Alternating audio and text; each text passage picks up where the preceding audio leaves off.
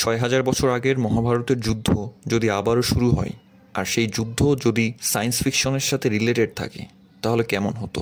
আজকে আমরা রিভিউ দিতে চলেছি একটা সায়েন্স ফিকশন বেসড মুভি, কালকি 2898 এডি। মুভিটা অনেক ইন্টারেস্টিং আর দেখতেও অনেক ভালো লাগবে। মুভি শুরু হয় মহাভারতের যুদ্ধের শেষের পরিস্থিতি দেখিয়ে, যেখানে দেখা যায় যুদ্ধে চারিদিকে রক্ত ছড়িয়ে আছে, মানুষ পড়ে আছে। তার মধ্যে একটা যোদ্ধা ছিল, তার নাম অশ্বত্থামা। অশ্বত্থামা এত রাগের মধ্যে ছিল যে সে অর্জুনের ছেলে অভিমন্যুর স্ত্রীর উপরে একটা ব্রহ্মাস্ত্র চালাই দেয়। আর তার এরকম ব্যবহার দেখে কৃষ্ণ অনেক রেগে যায়। আর রাগের কারণে কৃষ্ণ অশ্বত্থামার মাথার মণি খুলে ফেলে, আর অশ্বত্থামাকে অভিশাপ দিয়ে দেয় যে সে কখনো মারা যাবে না, সারা জীবন সে কষ্টে কাটাবে। তার শরীর পোকামাকড় খেয়ে ফেলবে, তার মাথা দিয়ে সবসময় রক্ত বের হবে। এখন অশ্বত্থামাকে শুধু একটাই অপেক্ষা করতে হবে, কালিযুগ বা শেষ যুগ আসার জন্য। শেষ যুগে যখন পাপ কাজ অনেক বেড়ে যাবে, কোনো ভালো কাজ থাকবে না, তখন কৃষ্ণ তার ১০ম অবতার নিবে।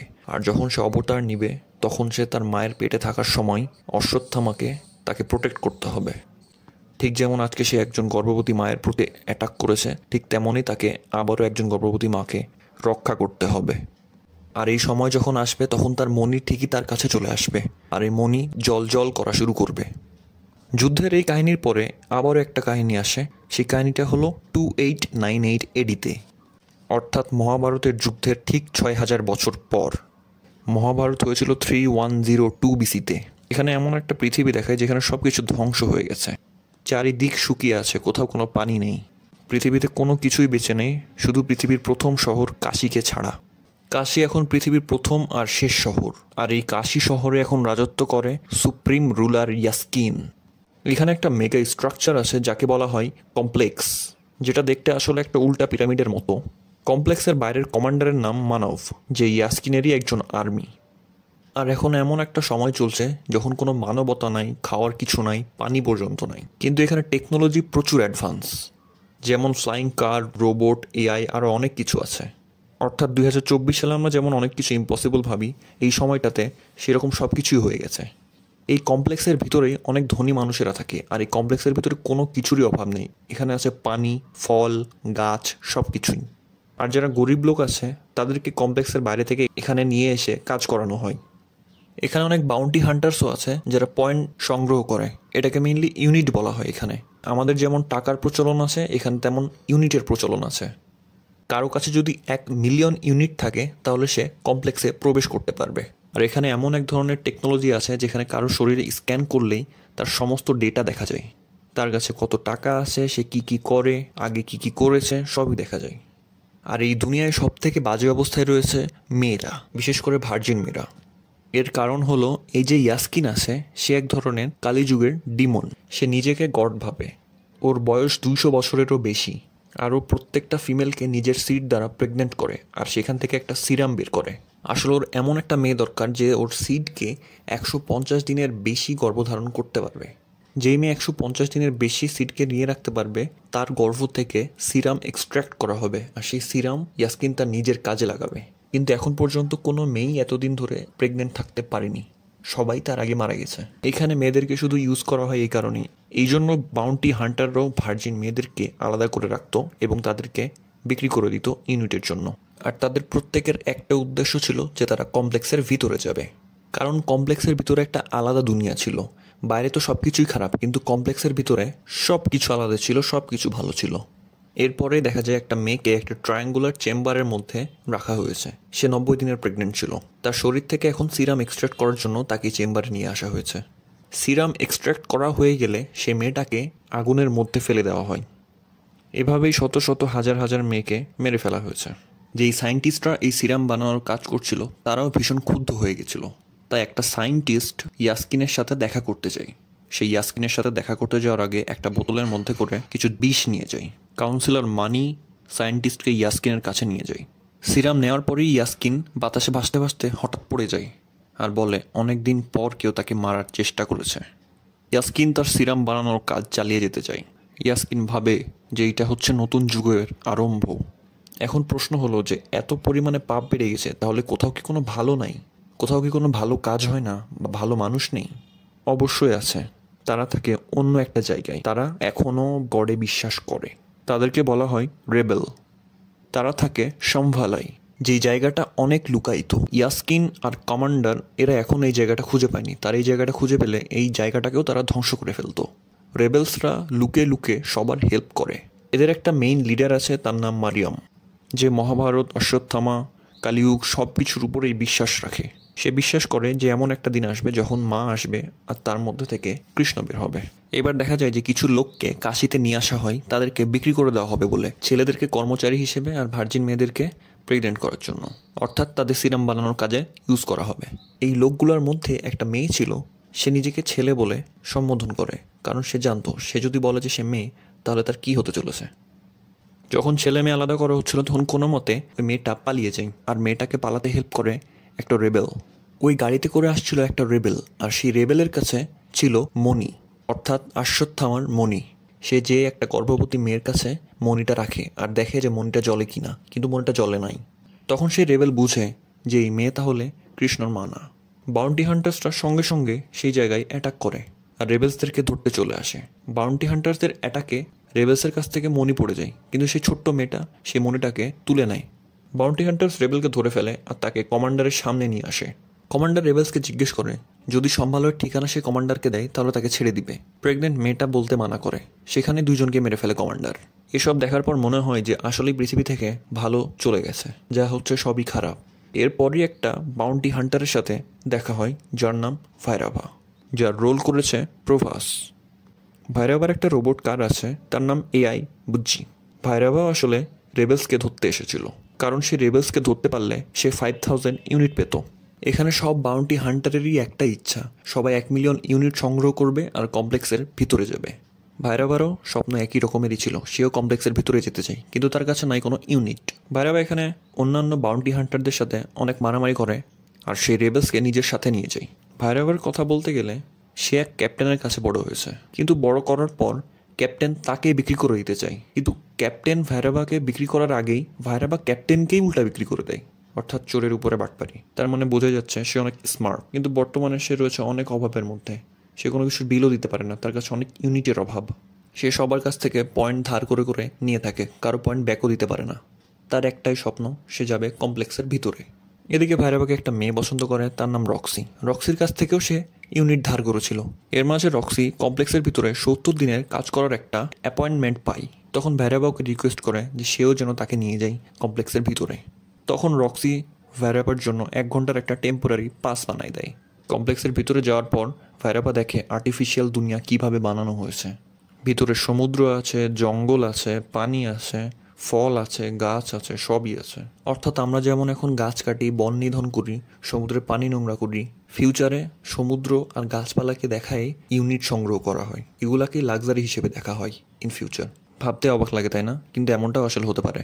ভাইরাভা ভিতরে যে অবাক হয়ে যায়, সে ঘোড়া দেখে, গাছ দেখে, অনেক গাছের ফল সে চিনেও না, ঘোড়াও চিনে না, অনেক কিছুই সে চিনে না। রোবোটিক্স এক দুনিয়ায় সে থাকতো। এখানে ভাইরাভা ভালো এনজয় করছিল কিছুক্ষণ, কিন্তু তার ব্যবহারের কারণে গার্ড তাকে বের করে দেয় ওখান থেকে। কমপ্লেক্স থেকে বের হয়ে সে মদ খেতে থাকে, কারণ তার একটাই মাত্র স্বপ্ন, কমপ্লেক্সের ভিতরে সে আবারও যাবে। আর তখনই আমরা দেখতে পাই সেই বাচ্চা যে তুলে নিয়েছিল রেবেলের হাত থেকে পড়ে যাওয়া মণিটা। একটা রোবট তার পিছে ধাওয়া করছিল। বাচ্চা মেয়েটা চলতে চলতে হঠাৎ একটা পুরনো শিব মন্দিরের মধ্যে পড়ে যায়, যেটা আন্ডারগ্রাউন্ড ছিল। আর সেই শিব মন্দিরের মধ্যেই ফাইনালি দেখা যায় এনশিয়েন্ট অশ্বত্থামাকে। অশ্বত্থামা কোনোভাবে এই বাচ্চা মেয়েটাকে রোবটের হাত থেকে বাঁচিয়ে ফেলে।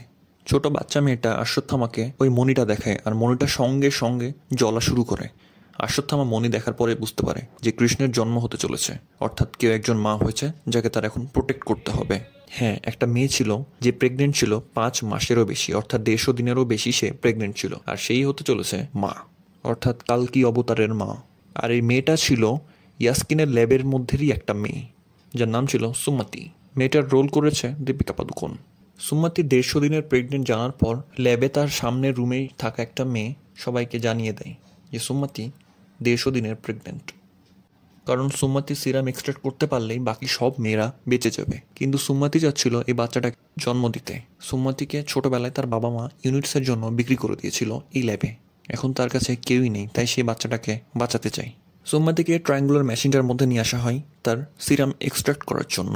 মেশিনের মধ্যে নিয়ে গেলে মেশিনটা হঠাৎই নষ্ট হয়ে যেতে থাকে, আগুন ধরে যায় চারিদিকে, আর সুমতি পড়ে যায় নিচে আগুনের দিকে। অর্থাৎ জ্বালামুখীর দিকে। জ্বালামুখীতে যখন ঠিক পড়তেই যাবে, ঠিক সেই সময় একটা মেয়ে চলে আসে। মেয়েটা হলো সুম্মাতির সামনের রুমে থাকা মেয়েটি। সেই মেয়েটা আসলে রেবেল। এই ল্যাবে সে লুকিয়ে লুকিয়ে কাজ করত। মেয়েটা সুম্মাতিকে বলে যে ল্যাবের বাইরে তার লোকেরা রয়েছে, অর্থাৎ আরও রেবেল আছে যারা তাকে সাহায্য করবে। সেই মেয়েটা সুম্মাতিকে বাঁচাতে যেয়ে ওখানেই মারা যায় ল্যাবের মধ্যে। কাউন্সিলর মানির কাছে অর্জুনের ধনুক আছে। এই সব কিছু চলার সময় সেই ধনুকটা হঠাৎই অ্যাক্টিভেট হয়ে যায়। কাউন্সিলর মানি সেটায় হাত দিলে 20 ফিটের মতো দূরে গিয়ে পড়ে। কেউ এই অর্জুনের ধনুককে ছুঁতে পারছিল না। সাথে সাথে দেখা যায় যে অশ্বত্থামা তার মণিকে অ্যাকসেপ্ট করে আর তার অভিশাপ শেষ হয়ে যাচ্ছে। তার শরীর আবার পুনরায় ঠিক হয়ে গেছে। সে তার মাথায় মণিটাকে পরে নেয়। তার এখন একটাই কাজ, সে মেয়েটাকে প্রোটেক্ট করা। সুমিতা যখন টানেল দিয়ে বের হতে থাকে তখন চারিদিকে আগুন ধরে যায়, কিন্তু তার আগুনে কিছুই হয় না, কারণ তার ভিতরে রয়েছে কৃষ্ণ। তাই তার কৃষ্ণর পাওয়ারে সে বেঁচে যায়। এত ঘটনা চলতে থাকার মধ্যে হঠাৎ ভাইরাবার সাথে একটা ঘটনা ঘটে যায়। তার উপরে হঠাৎই একটা মূর্তি এসে পড়ে। ভাইরাবাও ফিল করে কোনো কিছু একটা ডিফারেন্ট হতে চলেছে চারিদিকে। বাইরে ওয়েট করা রেবেলদের কাছে সুমিতা চলে যায়। সুমিতাকে ওরা শাম্বালা নিয়ে যাওয়ার প্ল্যান করতে থাকে। রেবেলদের মধ্যে ছিল একটা লোক আর একটা কাপল। তারা তিনজন মিলে সুমিতাকে শাম্বালা নিয়ে যাওয়ার জন্য গাড়ি চালাতে থাকে। আসলে সুমিতার নাম সুমিতাও দিয়েছিল এই মেয়েটাই। মেয়েটার নাম কায়রা। সুমিতার কোনো নাম ছিল না, সে কখনোই জানতো না যে তার নাম কি, কারণ ছোটোবেলাতেই তো তাকে বিক্রি করে দেওয়া হয়েছিল, তাকে ল্যাবে নাম দেওয়া হয়েছিল। এদিকে সুমিতার নামেরও বাউন্টি দেওয়া হয়েছে, আর বাউন্টি দেওয়া হয় 5 মিলিয়ন ইউনিট। এতগুলো ইউনিট দেখে ভৈরবাও সুমিতার পিছে পড়ে যায়, কারণ তার তো উদ্দেশ্য একটাই, কমপ্লেক্সের ভিতরে যাওয়া। এই সময় বাউন্টি হান্টারদের সাথে অনেক মারামারি হয়, কায়রার মারামারি হয়। এক পর্যায়ে কায়রা মারা যায়। এদিকে সবাই বাউন্টি হান্টারদের হাতে পড়ে গেলে মুক্তি পাওয়ার কোনো পথই থাকে না। ঠিক সেই সময় অশ্বত্থামা সেখানে চলে আসে। অশ্বত্থামা এসে সব বাউন্টি হান্টারদেরকে মারতে থাকে। অশ্বত্থামার কাছে একটা লাঠিও ছিল। অশ্বত্থামা ছিল 8 ফিটেরও বেশি লম্বা আর অনেক শক্তিশালী। এদিকে ভৈরবাও চলে আসে, আর অশ্বত্থামার সাথে ভৈরবার মারামারি শুরু হয়ে যায়। ভৈরবা অনেক ট্রাই করলেও অশ্বত্থামাকে হারাতে পারে না। অশ্বত্থামা সুমিতার কাছে যেয়ে তাকে মা বলে সম্বোধন করে। ভৈরবাকে হারানোর পর অশ্বত্থামা শাম্বালাই চলে যায় রেবেলদের সাথে। শাম্বালাই সুমিতাকে কেউ নিতে চাচ্ছিল না, কারণ শাম্বালাই সুমিতা থাকলে শাম্বালাই অনেক ডেঞ্জারে পড়ে যাবে। কমান্ডার আর ইয়াসকিন তাদের উপর যে কোনো সময় হামলা করতে পারবে। কিন্তু সুমিতা সেখানে যাওয়ার পরই সঙ্গে সঙ্গে বৃষ্টি শুরু হয়ে যায়, গাছে পাতা ধরে, সকল ভবিষ্যৎবাণী ঠিক হয়ে যায়। তখন তারা সুমিতাকে তাদের মাঝেই নিয়ে নেয়। তারাও বুঝতে পারে যে কালকি অবতার তার মাধ্যমেই জন্ম হবে। এইদিকে ভৈরবাকে ব্ল্যাকলিস্ট করে দেওয়া হয়, তাকে আর কখনোই কমপ্লেক্সে ঢুকতে দেওয়া হবে না। ভৈরবা তখন কমান্ডারের সাথে ডিল করে যে সেই ধরে নিয়ে আসবে সুমিতাকে আর তার কাছে নিয়ে এসে হাজির করবে। কমান্ডার তখন ভৈরবাকে বলে যে সুমিতাকে নিয়ে আসতে পারলে তাকে সে ডিরেক্ট এন্ট্রি দিবে কমপ্লেক্সের মধ্যে, সে নিজে হাতে করে ধরে নিয়ে যাবে কমপ্লেক্সের ভিতরে। তাকে ভৈরবা প্রস্তুতি নেয় সম্বালয়ের ভিতরে যাওয়ার, কিন্তু সে কীভাবে যাবে, পথ তো চিনে নেয়। কিন্তু প্রথমের দিকে একটা রেবেলকে সে 5000 ইউনিটের জন্য ধরেছিল। সে রেবেলটা আবার ভৈরবার অনেক বড় ফ্যান। রেবেল যখন শুনে যে ভৈরবাকে কমপ্লেক্সের ভিতরে কখনোই ঢুকতে দেওয়া হবে না, সে তখন রেবেলকে বলে যে তাহলে তুমি চলে আসো আমাদের সাথে সম্বালয়ে, সেখানে তুমি থাকবে। রেবেলটা আসলে জানতো না যে ভৈরবা আসলে কমান্ডারের সাথে হাত মিলিয়েছে। ভরসা করে ভৈরবাকে রেবেল যখন সম্বালয়ের ভিতরে নিয়ে যায়, তখন ভৈরবা বলে সে শুধু তার নিজের কথা ভাবছিল, সেখানে এসেছে সুমিতাকে নিয়ে যেতে। এদিকে অশ্বত্থামা সুমিতাকে বুঝায় যে সুমিতার পেট থেকেই জন্ম হবে কৃষ্ণের, অর্থাৎ কালিযুগের অবতারের। তাই সে সবসময় সুমিতাকে প্রোটেক্ট করবে। অশ্বত্থামা তার লাঠিরও রহস্য বলে। এই লাঠিটা আসলে যেন তেন লাঠি না। অশ্বত্থামা বলে এই লাঠিটা হলো যে তার প্রিয় বন্ধু কারণের ধনুক, আর এই ধনুকের নাম বিজয়, আর এই ধনুকটা দিয়েছিল পরশুরাম। অশ্বত্থামা আরও বলে যে এখন যেহেতু কারণ নাই, তাই এই ধনুকেরও কোনো দাম নাই। এই ধনুকটা এখন সামান্য মাত্র একটা লাঠিতে রূপান্তরিত হয়েছে। এদিকে সম্বালয়ের মধ্যে ভৈরবার সাথে সাথে কমান্ডার আর কমান্ডারের সৈন্যরাও চলে আসে অ্যাটাক করতে। কমান্ডারের কাছে ইয়াসকিনের বানানো অনেক অস্ত্রও ছিল, যেগুলো অনেক পাওয়ারফুল। যে অস্ত্র সম্বালয়ের সকল অস্ত্রকে ধ্বংস করে দেওয়ার ক্ষমতা রাখে। অশ্বত্থামা আর ভৈরবা এদিকে অনেক মারামারি করে। অশ্বত্থামা শেষে ভৈরবাকে হারিয়েও দেয়, কিন্তু এদিকে কমান্ডার মারিয়ামকে খুন করে ফেলে। এইখানকার সিনগুলো ছিল অসাধারণ, আর ভিএফএক্সও ছিল অসাধারণ। এদিকে কমান্ডারের কাছ থেকে বাঁচার জন্য সুমিতা উপর থেকে পড়ে যায়। তখন সুমিতাকে বাঁচানোর জন্য দুইজনই চেষ্টা করে, অর্থাৎ অশ্বত্থামা আর ভৈরবা। দুজনেরই দুইটা ডিফারেন্ট উদ্দেশ্য, কিন্তু বাঁচাতে চায় একই মানুষকে। কমান্ডার এসে অশ্বত্থামাকে বন্দি করে ফেলে, কারণ তার কাছে অলরেডি রয়েছে ইয়াসকিনের বানানো অস্ত্র। এদিকে ভৈরবাও অজ্ঞান হয়ে পড়ে থাকে, আর ভৈরবা যেখানে অজ্ঞান হয়ে পড়েছিল সেইখানে ছিল অশ্বত্থামার সেই লাঠি। সুমিতাকে যখনই কমান্ডার নিয়ে চলে যাবে তার সাথে করে, ঠিক সেই সময় একটা পাতা সেই লাঠির উপরে পড়ে, আর সেই লাঠিটা যে পড়ে ভাইরাবার হাতের উপরে, আর এই লাঠি ভাইরাবার হাতের উপরে যাওয়া মাত্রই অ্যাক্টিভেট হয়ে যায়, অর্থাৎ কারণের ধনুকে পরিণত হয়। ঠিক তখনই যে বোঝা যায় যে ভাইরাবা আসলে যেন তেন কেউ না, সে হয়তো বা এখানে কারণ হতে পারে, যেহেতু কারণের ধনুক তার হাতে অ্যাক্টিভেট হয়ে গেছে। ভাইরাবা ধনুক দিয়ে কমান্ডারকে মেরে ফেলে আর সুমিতাকে রক্ষা করে, আর রক্ষা করার সঙ্গে সঙ্গেই তার হাত থেকে ধনুক পড়ে যায়, আর ধনুক পড়ে যাওয়ার পরপরই সে তার মেমোরি লুজ করে ফেলে আবারও। সে মনে করে সে আবারও ভাইরাবা হয়ে গেছে, সে বুঝতে পারে না যে সে আসলে কি, সে ভাইরাবাতেই থাকে। এদিকে আরেকটা গুরুত্বপূর্ণ কথা বলা যায়, অশ্বত্থামার সাথে যাদেরই মারামারি হয়েছে সবাই মারা গেছে, শুধু ভাইরাবা বাদ দিয়ে, যার মানে এটা হতে পারে যে সে হয়তো নিজেই কারণ। অর্থাৎ দেখে কিছুটা এরকমই মনে হয়েছে। এইসব শেষ হওয়ার পর ভাইরাবা আবারও বুজ্জিকে নিয়ে সুমিতাকে সাথে করে চলে যেতে থাকে। সে চলতে থাকে ইয়াসকিনের কাছে যাওয়ার জন্য, কারণ তার তো কমপ্লেক্সে যাওয়ার উদ্দেশ্য। অশ্বত্থামা তাকে থামানোর চেষ্টা করে, কিন্তু টেকনোলজি অনেক অ্যাডভান্স থাকে, অশ্বত্থামা তাকে থামাতে পারে না। শাম্ভালারও অবস্থা খারাপ, চারিদিকে শুধু আগুন, মানুষ, লাশ, রক্ত। দেখে মনে হচ্ছিল যে সেখানে আরও একটা ছোটোখাটো মহাভারত হয়ে গেছে।